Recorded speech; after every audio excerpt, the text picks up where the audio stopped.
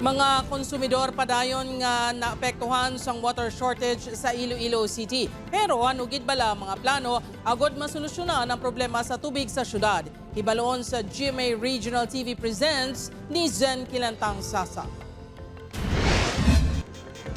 Nagapanguna nga kinahanglanon sang pamilya ni Nanay Susan ang tubig.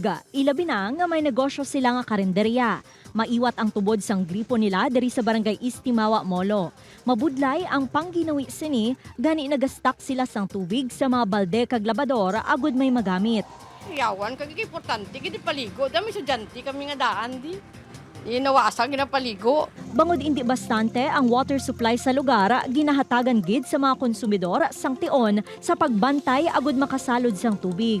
Matandaan nga malapit isa ka semana ang ginantos sa mga konsumidor sang Metro Pacific Iloilo Water sang Oktubre bangod sang kakulang sang supply sang tubig, kasunod sang ginpatigay nga maintenance activity sang bulk water suppliers sini. Sa nagahilapit nga pagsugod sa operasyon sang Halaor River Multipurpose Project Stage 2, isa sa mga pwede sini mahatag amo ang bulk water supply sa syudad kag probinsya sang Iloilo. Yara na sa 76.28% ang overall physical accomplishment sang proyekto, sa diin ang 3 ka dam ang halos kumpleto na. Ang high dam ang nakaumpisa na sa pagtipon sang tubig.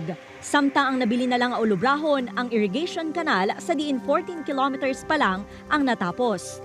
Nakita gid naton ang need sang City of Iloilo for sufficient supply of water. That's why gin-design naton ang aton nga project nga makakontribute sang 1 cubic meter per second, or that's 86,000 cubic meters per day or 86 million liters per day of water. Base sa plano sang bulk water component sang proyekto, magapili ang ahensya sang future partner nila nga maga-operate sini pinaagi sa public-private partnership. Igapahamtang sa Kabatuan, Iloilo ang tapping point sa Highline Canal nga nakakonekta sa Halaor After Bay Dam kag Halaor High Dam. We have a guidelines for the selection of our partners sa pag-operate sa NIA facilities, and at the same time it will be subjected through the guidelines of the Public-Private Partnership Center. Dugang pa sang NIA nga ang mapilian nga kumpanya nga mag-ooperate among bahala sa pagproseso sang tubig kag distribusyon sa mga konsumidor. Ginalauman nga makumpleto ang JRMP2 project sa last quarter sang tuig 2025. Upod kay Cirilo Randuque, Zen Kilantang Sasa, One Western Visayas.